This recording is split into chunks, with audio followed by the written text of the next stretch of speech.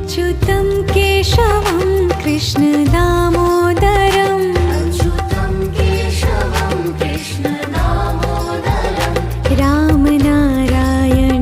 जानकी वल्लभम् रामनारायणं जानकी वल्लभं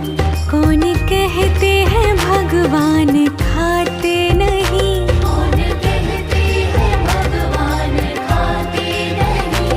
वीर शबरी के जैसे खिलाते नहीं वीर शबरी के जैसे खिलाते नहीं अच्युतं केशवं कृष्ण दामोदरम्